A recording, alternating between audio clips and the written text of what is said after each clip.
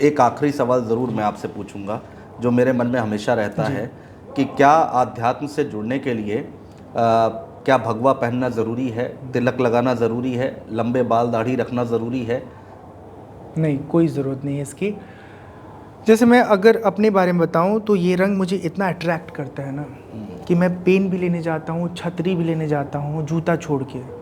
जूता चूँकि पैर में रहता है ना, तो बाकी सब चीज़ें मैं ऑरेंज खरीदता हूँ। तो मेरे लिए तो ये एक तरह से लव ऑफ कलर है ना। किसी को पिंक पसंद हो सकता है, किसी को ग्रीन, किसी को ब्लू, किसी को ब्लैक, किसी को वाइट, ठीक है ना।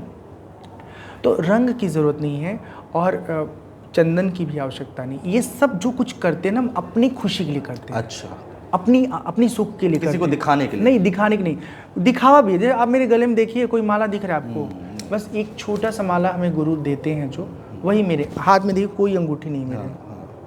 तो आध्यात्म वो चीज़ है ना जहाँ पर आप खुद के लिए जीते हो। आप पैंट शर्ट पहनो, जीन्स टी शर्ट पहनो, आप साड़ी सूट पहनो, सलवार पहनो, जो पहनना पहनो, उससे मतलब आपका अंदर से हृदय साफ होना चाहिए। आप डिविल कैरेक्टर में नहीं रहिए, ठीक बात है, एकदम साफ रहिए। और फ़ायदे के लिए, हाँ, आप एक अलग मुखौटा पहन लेते हो, आप खुद के लिए एक अलग।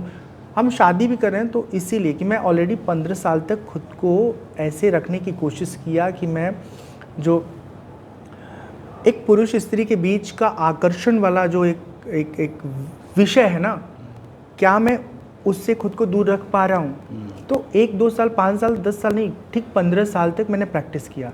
अब मैं जब समझ पा रहा हूँ कि ये मेरे लिए सही नहीं है, संभव नहीं है, तो बेहतर है ना कि एक साथी मेरे पास हो और उसके साथ ईमानदारी से जुड़ करके हम अपने जीवन के आगे की यात्रा को पूरा कर पाएँ। आपको पता है ना, एक शब्द है प्रतिबंध, अंग्रेजी में बैरियर कहते हैं। जीवन में कभी कभी अलग अलग फील्ड में जो लोग काम कर रहे हैं, जर्नलिज्म में आप हैं या मैं हूँ स्पिरिचुअल फील्ड में, किसी का म्यूज़िक फील्ड है, सबके जीवन में कोई ऐसा प्रतिबंध होता है जो जब तक रहेगा तब तक आप फ्लो में नहीं आ पाएंगे। वो जो प्रतिबंध हटा देते हैं ना, फिर आपका फ्लो एकदम से अच्छा हो जाता है, आप एकदम वेग के साथ आगे बढ़ने लगते हैं।